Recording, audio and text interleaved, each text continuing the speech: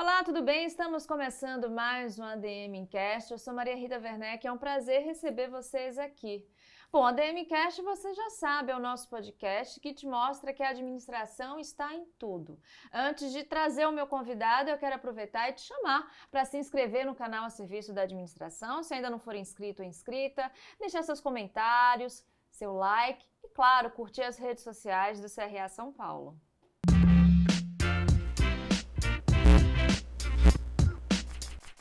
Nessa edição do ADMcast, vamos falar um pouco sobre governança corporativa e da sua história aqui no Brasil. Para tanto, eu tenho o prazer de receber o administrador Roberto Faldini, que é cofundador do Instituto Brasileiro de Governança Corporativa, integrante de vários conselhos consultivos e de administração, como também conselhos de ONGs. Seja muito bem-vindo, Faldini. Um prazer tê-lo aqui, uma honra. Tá ótimo, obrigado, é um prazer estar aqui e obrigado pela oportunidade de estarmos conversando sobre um tema que é, para mim, uma paixão. Bom, Faldini, como a gente falou agora na apresentação, você é um dos fundadores do IBGC, Instituto Brasileiro de Governança Corporativa, que foi criado em 1995, uma época quando a governança corporativa não era um assunto tão difundido na nossa sociedade. Gostaria de saber o que é que motivou a criação, a ideia do IBGC. E fala para a gente também como foi esse processo, né, de fundação. Naquela época, não existia a palavra governança corporativa. Quando nós fundamos, eu fui um dos cofundadores, éramos 16 ao todo, 16 gatos pingados, se eu posso dizer assim, nós fundamos o Instituto Brasileiro de Conselho de Administração, que ele tinha uma finalidade de ser um fórum para debater como melhorar os conselhos de administração. Quer dizer, era uma restrição, era uma coisa mais restrita, porque governança corporativa não é só o conselho, envolve todos os stakeholders e tudo mais. Então, foi naquela época, vamos dizer, iniciado por um dos cofundadores, que é o Bent Hallquist, lamentavelmente já falecido, com o professor João Bosco Lodi, lamentavelmente já falecido, e alguns empresários e pessoas que achavam que deveria se ter um fórum para discutir conselhos de administração.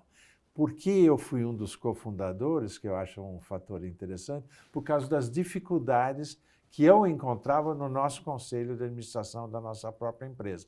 E aí eu fui conversar com João Bosco Lodi, que era tinha sido meu professor nos anos 70 na GV, é por isso que eu sou um associado do CRA aqui em São Paulo, e conversando com o João, disse, olha, estou com essas e essas dificuldades. Ele disse, olha, você não quer se juntar a nós porque nós estamos criando um instituto para discutir os conselhos de administração. E acabei, então, aderindo à causa naquela época, em 1995. De lá para cá, qual o balanço o senhor traça, né, da governança corporativa aqui no Brasil? Olha, é uma evolução contínua.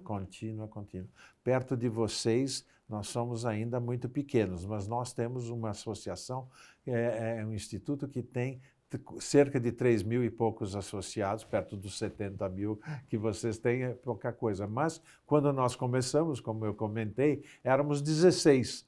E, ao longo desses anos, em água mole em pedra dura, tanto bate até que fura, conseguimos evoluir nesse sentido. E um outro ponto, não só a evolução dos associados, a evolução do interesse pela causa, o ponto mais relevante é que começou-se a olhar mais holisticamente, em vez de que só os conselhos de administração.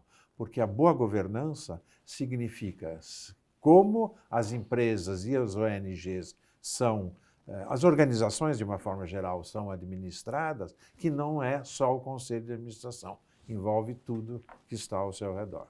O senhor acha que com o conceito ESG é muito presente, né, nos últimos anos, isso tem favorecido para a popularização, né, do outro conceito, governança corporativa? Eu não tenho a menor sombra de dúvida sobre isso, mas eu queria fazer uma analogia. Eu sou da época do controle da qualidade. Todo mundo sabe que nos anos 50, o Deming, no Japão, depois nos Estados Unidos, que alertou para a importância do controle de qualidade nas empresas, nos trabalhos, etc, etc. E eu pergunto a vocês, quem hoje fala sobre controle de qualidade? Ninguém mais comenta isso. Naquela época, nos 60, 70, todas as empresas criando o seu gerência de controle de qualidade, departamento de controle de qualidade, até diretoria de controle. Hoje em dia, isto não existe mais. Mas por que não existe mais? Porque isto foi incorporado em todas as organizações. Eu faço essa analogia porque, para mim, o ESG é a mesma coisa. Daqui a alguns anos, ninguém mais vai falar, porque ou você respeita e atende às necessidades, seja sociais, seja climáticas e seja da governança, ou você está fora do mercado. Aproveitando, né, que o senhor fez essa provocação, o que é que implica hoje em dia essa falta de debate, essa falta de trazer mesmo para a sociedade essa questão do controle de qualidade, já vislumbrando que no futuro o ESG também pode entrar nesse mesmo desuso, nesse esquecimento? Exatamente o que eu estava tentando comentar, que ou você já tem isto desde o começo da produção ou dos serviços que você faz, ou você está fora do mercado, porque isso hoje é uma exigência da sociedade, é uma exigência de todos os consumidores. Ora, se você tem isto como matéria-prima, está lá, sem isso não tem produto, sem pessoas não tem resultados. Então é nesse sentido que eu acredito que o ESG daqui a pouco ou vai estar incorporado ou senão as empresas e as organizações não existirão. Compreendido, Faldini. Bom, a gente está falando aqui sobre governança corporativa, a gente vai falar sobre diversos prismas, mas conceitualmente eu gostaria de saber, na sua opinião, quais são os principais fundamentos para uma governança corporativa ela ser efetiva, ser bem feita? Olha, é interessante a sua pergunta e muito pertinente, porque tem algumas regras do jogo que precisam estar o tempo todo presentes. Uma delas é a integridade. Integridade envolve ética, respeito, etc, etc. O segundo ponto é transparência. Se você não tem transparência, você não consegue administrar qualquer dos seus negócios ou serviços. O terceiro ponto é equidade. Nós temos que ter equidade. Não posso tratar você de uma forma diferente do que o outro dentro dos princípios da governança. O outro ponto, que é muito relevante, é a responsabilização, aquilo que os americanos chamam de accountability. Não existe uma palavra brasileira em português que isso, mas é a responsabilização, que você tem que ter este traço para poder acompanhar as coisas. E, por último, a oportunidade de fazer as coisas serem sustentáveis. É a sustentabilidade.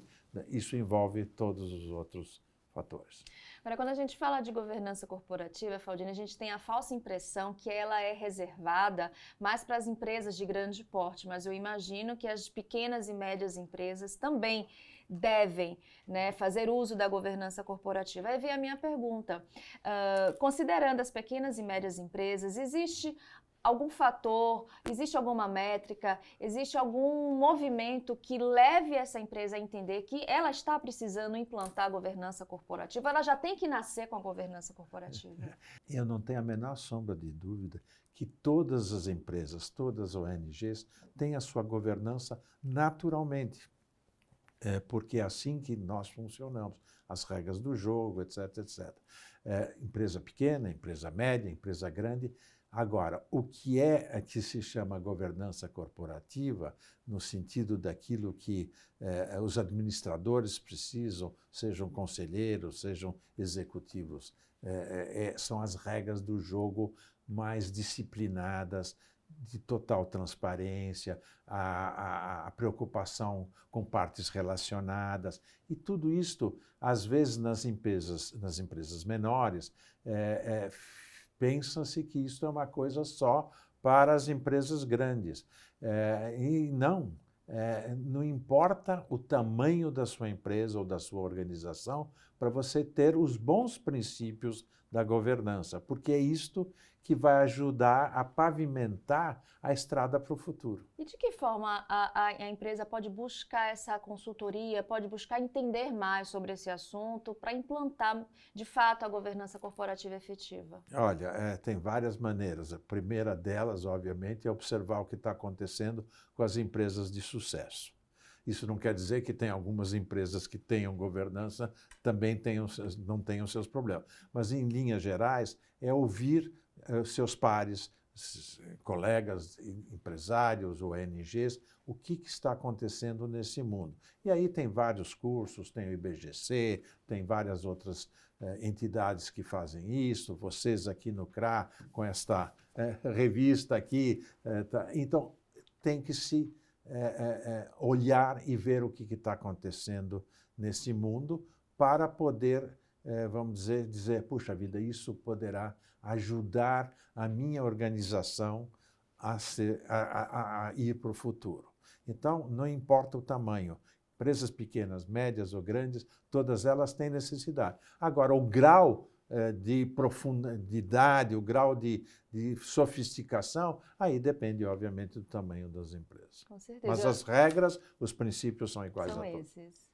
Bom, adorei que você, estou insistindo em chamar você de senhor, mas vou corrigir. Por favor, por favor. Adorei que você falou sobre a nossa revista, a ADM Pro, porque a última edição, inclusive, fala sobre o importante papel da governança corporativa dentro do ESG. A gente já falou um pouquinho sobre esse assunto, mas claro que aproveitando a sua presença aqui, eu gostaria de saber, na sua opinião, que papel é esse? Que papel que a governança corporativa tem dentro desse conceito ESG, Faldini? Olha, o ESG ou ASG, né? E é de environment, que é ambiental, S de social e G de governança. Eu estou convencido que nenhuma das três pode funcionar sozinha. O G que é o responsável pelo I e o S, mas as três são necessárias e o G é que permite que as empresas chamem a atenção da importância disso, se é que as pessoas, os empresários ou as ONGs já não perceberam que sem isso no futuro não vão poder sobreviver. Então, a importância do ESG é colocar em cima da mesa, com transparência, com regras de equidade, com regras de responsabilização e com regras de integridade, como você pode levar a sua organização para frente. Bom, eu vou colocar aqui nos comentários o link para você acessar a nossa revista ADM Pro e também aqui no nosso canal, Faldini, a gente tem vários conteúdos trazendo essa temática ESG, trazendo essa temática, né, da governança corporativa e trazendo uma outra temática que eu vou agora abordar com você, que é a cultura organizacional. Como é que funciona, qual o papel, qual a relevância da cultura organizacional na construção de uma governança corporativa? É possível ter uma e não ter a outra? É possível não ter as duas juntas na mesma empresa? Como é que funciona isso? Não, olha, lógico que toda organização tem, a não ser no seu início, um aspecto cultural relevante ao longo da sua existência. E não dá para desassociar a cultura da realidade da empresa, da realidade da responsabilidade, da realidade de como você administra isso, porque cada uma das suas empresas, ONGs, tem a sua cultura. Então, está enraizado. O que você pode é aprimorar cada vez mais essas regras do jogo para que isto funcione de forma adequada. Mas não dá para desassociar. Bom, não dá para desassociar, mas aí vem uma outra questão. A gente sabe que a maior parte das empresas aqui no Brasil, elas são familiares, cerca de 90% das empresas são familiares. A gente está falando de cultura organizacional, a gente sabe que quando uma empresa é familiar, ela acaba trazendo muitas características, né, da própria constituição, daquelas pessoas que a formaram. Como é que funciona a governança corporativa nesse sentido, dentro de uma empresa familiar? É mais difícil? Tem características mais especiais?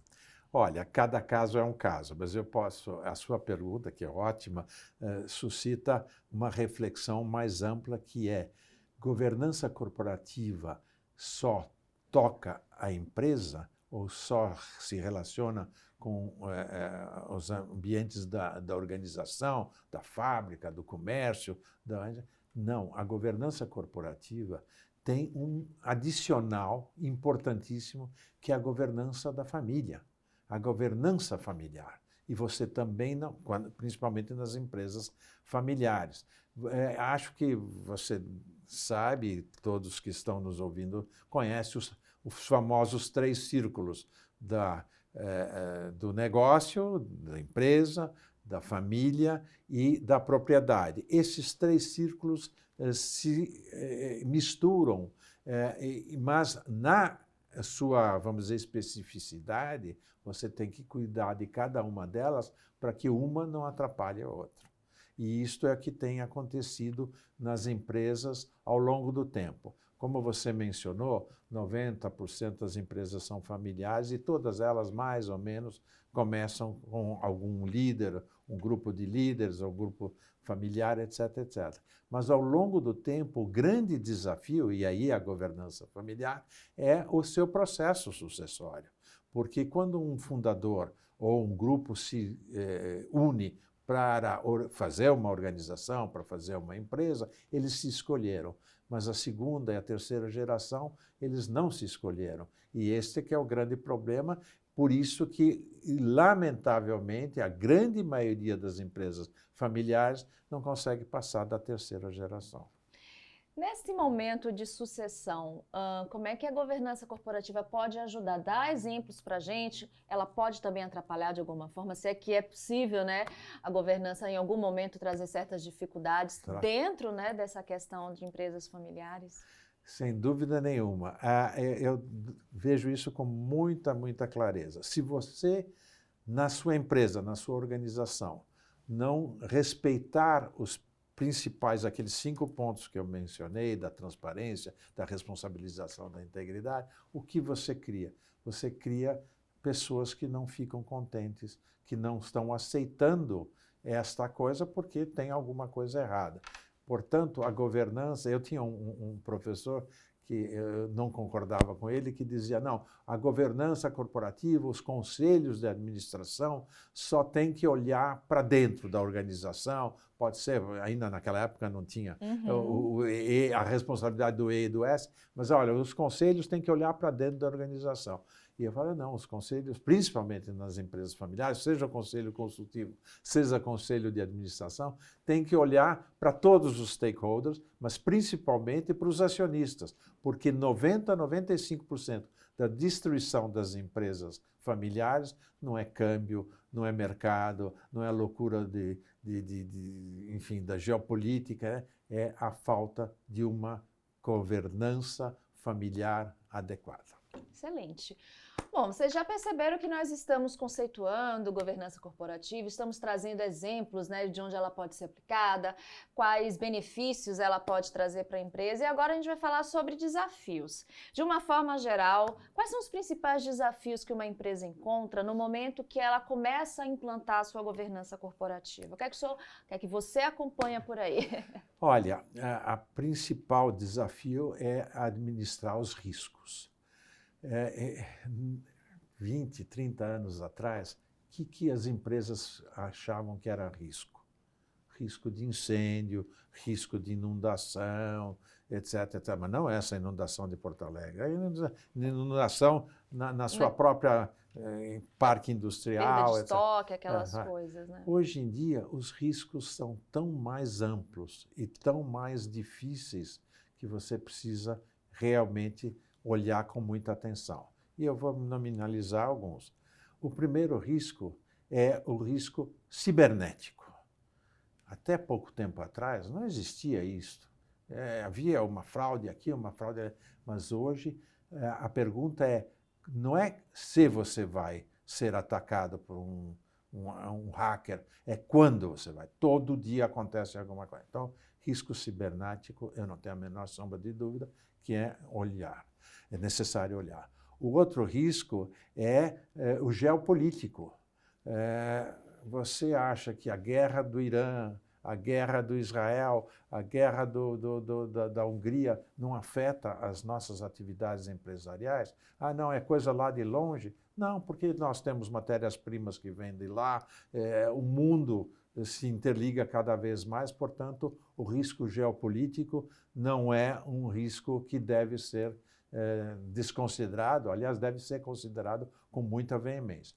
O outro risco é aquele que a gente está vendo hoje em dia, lamentavelmente, que é o risco climático. Que coisa isso pode ter? Quantas empresas no Sul, quantas organizações, fora a pessoa física, obviamente, que é horror, mas pensando na governança da empresa, o que pode acontecer? Eu sou conselheiro, como você disse, da Braskem, e nós temos unidades em Triunfo que também tiveram problemas. Graças a Deus, nós estamos um pouco mais alto, não tivemos grandes problemas. Mas eu tenho outros empresários que eu conheço que tiveram suas fábricas absolutamente inundadas. Então, se você não olha esses riscos climáticos, você acaba não tendo a visão do todo. Fora isso daí, obviamente, são todos os riscos corriqueiros, etc., etc., e o risco de uma governança, ou ESG, não colocado de forma adequada, que permite você administrar com uma visão holística daquilo que vai acontecer. Eu sempre digo que nós, conselheiros, temos que ter dois olhares, o farol alto e o farol baixo. O farol baixo para ver aonde que estão os buracos na nossa frente. E o farol alto é para saber para onde a gente está indo. Bom, eu vou pedir até licença para o senhor para acrescentar um risco também entre esses que o senhor elencou para a gente, que é a questão da tecnologia. Quando essa tecnologia ela não é levada a sério no bom sentido, quando a empresa não a enxerga como uma oportunidade, ela pode também se tornar um risco. E a gente tem hoje, né, para alguns empresários, a questão da inteligência artificial como uma oportunidade e também como uma ameaça. Aí vem a minha pergunta. Dentro dos conselhos, quando se fala, melhor dizendo, sobre o impacto da inteligência artificial nos negócios, como é que esse assunto é discutido hoje em dia? Olha, a inteligência artificial, no meu ponto de vista, só veio ajudar a todos nós a agir de uma forma mais ágil, mais relevante, mais transparente. E eu vou fazer mais uma vez a analogia. Quando a máquina a vapor foi inventada, todo mundo se assustou, aqueles que não, que faziam, principalmente os tecelões, que vêm de uma família de indústria têxtil. A revolução, vamos dizer, industrial daquela época assustou todo mundo, à semelhança do que a inteligência artificial está assombrando todas as pessoas. Mas eu vejo isso como uma ferramenta. Tudo depende de como você vai encarar. Ou você acha que isso é o inimigo e não reconhece e será atropelado por ele, ou você diz, olha, o que eu posso fazer dentro da minha organização para poder aproveitar essa evolução da tecnologia. E é por isso que os bons conselhos, as boas empresas, estão vendo de que forma podem fazer para melhorar. Exemplo da cibernética, do ataque cibernético que eu falei. Até pouco tempo atrás, ninguém dava a menor bola. E eu fui a um congresso, acho que há uns 7, 8 anos atrás, nos Estados Unidos, onde se falou sobre o risco cibernético. Quando eu voltei para o Brasil, comecei a falar sobre isso, o pessoal me olhou, não, isso é só lá fora. É bem distante, é bem né? distante. Olha como ataca a todos nós. Né? Então é isto. Eu vejo a inteligência artificial como uma ferramenta a nos ajudar a melhorar. Agora, você tem uma característica que é muito reconhecida, inclusive já foi reconhecida através até de prêmio, como o Prêmio Equilibrista do Ano pela IBEF, que é saber enfrentar turbulências, né? Uma liderança que sabe enfrentar turbulências. Pela fala que o senhor nos deu agora, a visão um pouco adiante pode ser uma estratégia que você usa para estar sempre preparado para essas repentinas chegadas de problemas que acontecem. Como é que você constrói, né, essa Olha, liderança? eu para falar a verdade, nem sei bem como é que eu construo. Eu só sei que precisa estar o tempo todo alerta. Eu vou fazer mais uma... Eu gosto de analogias porque Fica à eu acho que... vontade. Há 20, 30 anos atrás, eu tinha uma casa em Campos do Jordão e que eu achei... Teve um assalto e, enfim, entraram lá em casa, levaram algumas coisas. E aí eu chamei os técnicos para dizer, bom, o que vocês podem me ajudar aqui na segurança da minha casa? Eu estou muito ligado a Israel, chamei um técnico de Israel, que, enfim, é especialista nisso, aí ele montou todo um esquema de segurança na nossa casa, e aí eu perguntei a ele, agora eu estou seguro? Ele disse, até o momento que alguém inventar uma outra coisa que pode ultrapassar a tecnologia de hoje. Portanto, por mais que estejamos preparados, eu acho que nunca estamos preparados. O que é importante é enfrentar com discernimento aquilo que precisa ser enfrentado.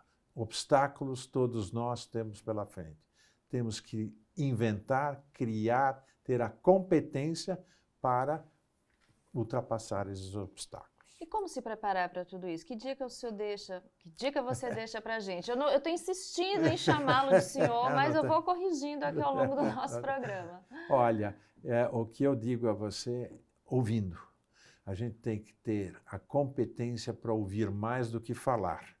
Ouvir, ouvir, ouvir. E quando você fala, para poder ter um diálogo com as pessoas, é importante você não perceber, não só atentar para aquilo que você está falando, mas para aquilo que as pessoas estão entendendo. Então, é desta forma, com a interação daquilo que acontece no mundo, circular o mundo, ler muito, assistir muito, acompanhar da melhor forma possível, como se diz, what's going on. Isso aí. Bom, já são mais de 50 anos como formado em administração, mais de 30 anos fazendo parte de diversos conselhos e contribuição para a profissionalização, para a solidificação do empresariado brasileiro de várias formas, né? Você participou da coordenação do programa de formação de acionistas, além de muitas outras contribuições. Fala pra gente em que acreditava no início da sua carreira, ao longo da sua trajetória e no que ainda acredita, Faldini? Ok, boa pergunta. Eu vou dizer o seguinte, eu brinco com todo mundo que antes de eu ter sido concebido pelos meus pais, eu já vivia o ar e o ambiente de empresa familiar. De lado de pai, do lado de mãe, depois me casei com uma filha de empresário, meus filhos são empresários, eu sou empresário, eu sou a terceira geração de uma holding da família, mas o que mais me motiva hoje é exatamente o ponto que você está mencionando. Como a gente pode melhorar cada vez mais daqui para frente. E isto, existe milhões de formas de fazer. Não existe, como eu disse, uma receita de bolo que você pode dizer que se aplica aqui ou ali. Mas existem alguns princípios, você precisa ter um propósito. Tendo um propósito, você acaba encontrando a melhor forma de ajudar as empresas. É por isso que eu acabei indo, seja para o PDA, para a formação das acionistas, dentro daquilo que eu estava comentando, que não é só a empresa, mas também os acionistas precisam estar, as famílias, os acionistas precisam estar bem preparados, mas é nesta busca de tentar entender os obstáculos que estão nos prendendo e as oportunidades que nós temos pela frente. E aí é que eu comecei a trabalhar profissionalmente até nessa área da governança familiar e governança corporativa. Como você mesmo falou, ser empresário está no seu DNA.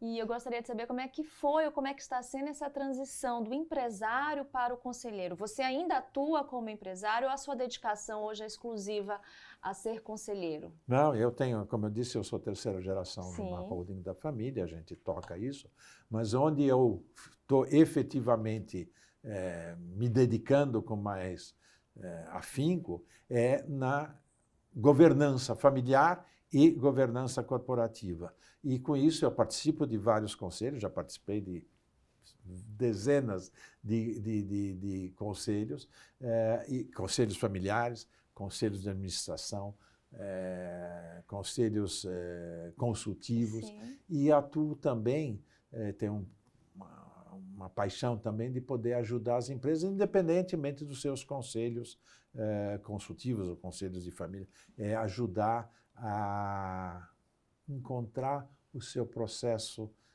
adequado para levar seus negócios e a harmonia da família, porque o que adianta você ter uma boa empresa, resultados, dividendos, eventualmente, se você tem uma família desgastada, né? Então é isso, por isso que eu me dedico a isso. E eu digo para todo mundo, eu não trabalho, eu fico o tempo todo aprendendo. Ai, que maravilha. Bom, ser empresário já faz parte da sua história desde antes de nascer, como já mencionou para a gente. Por que escolheu fazer administração? Para complementar os aprendizados que você já tinha herdado dos seus antepassados, seus avós, seu pai? Eu digo a você, é curioso, meu pai tinha uma indústria têxtil, e eu tinha 14, 15 anos, comecei a trabalhar com ele. Quando você trabalha com essa idade dentro de uma empresa familiar, você é um office boy de luxo, então aprendi muitas coisas, mas eu senti a necessidade de poder ajudar de uma forma diferente. E aí pensei em todas as universidades que existiam e aquela que mais me dava uma visão holística era a administração de empresas, e a GV naquela época era o ícone da administração. Hoje já tem outras, mas tipo INSPER e outras escolas de governança muito boas. Mas naquela época era a GV, ou você era a GV ou não era nada, pode dizer.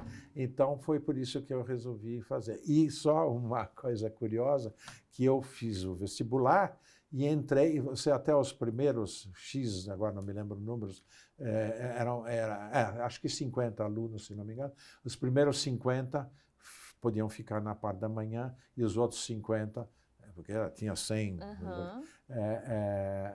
tinha que escolher à noite, e eu escolhi à noite, mesmo tendo passado com uma boa pontuação, para poder ficar pela manhã, porque eu podia trabalhar com meu pai.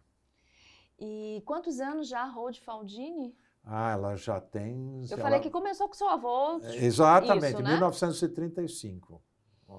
Fala um pouquinho mais sobre hoje, como ela se constitui. Ela é uma investidora, ela faz investimentos em empresas. Maravilha. Bom, para a gente encerrar, vamos agora para a nossa dica de leitura. O que é que você preparou para a gente, Faldini? Olha, é curioso, né? Eu gosto muito de ler as histórias das pessoas com sucesso. Então, tem vários livros sobre administração, sobre tecnologia, tudo isso existe, a pleiade de livros, mas o que eu gosto mesmo é a história dos homens bem-sucedidos. Eu estou lendo agora a história do Edmond Safra, porque eu tive um período na minha vida que eu tive o privilégio de trabalhar com os 3 irmãos Safras, o José, o Moisés e o Edmond, e até tem uma parte nesse livro do Edmond onde que tem menção à minha participação, mas então estou lendo esse, e logo logo vai sair o livro do José Safra, que também é outro homem, e para mim os Safras são os Rothschilds do século XX. Os Rothschilds foram enfim, expoentes no século XIX, e os Safras, para mim, no século XX. Então, eu gosto de ler a história deles porque me inspira. Maravilha. Bom, para a gente encerrar, onde está ou onde estão as oportunidades para o profissional da administração dentro dessa área da governança corporativa? Onde é que o senhor enxerga ali uma boa estratégia até para iniciar, né, uma carreira ou então uma transição de carreira, por que não, né? A primeira coisa é entender o que é. Para isso tem o IBGC, tem outras instituições. A outra é fazer a administração da empresa, porque esse é um ponto curioso. Antigamente, nos conselhos, você só chamava especialista. Especialista em engenharia, especialista nisso ou naquilo, especialista em finanças. Hoje em dia, você precisa ter uma visão mais ampla, mais holística. Por isso que eu também fiz o curso de conselheiros de administração, e eu acho que vocês, CRA São Paulo, eu não conheço o resto dos CRAs aí no Brasil, mas, enfim, tem um papel importante para dar oportunidade de troca de ideias, de entender o que acontece nesse campo, que, como eu disse, não deveria ser só das empresas, mas das famílias, principalmente nas empresas privadas, familiares, seja de SA aberto e fechado. E aí vem uma questão. Várias das pessoas me consultam sobre o risco de participar de um conselho de administração. Não tem dúvida que existem riscos, principalmente para aquelas empresas de capital aberto, tem CVM, tem regras do jogo, que precisam ser respeitados, e quando você não respeita, você responde, por isso que a importância da responsabilização. Sim.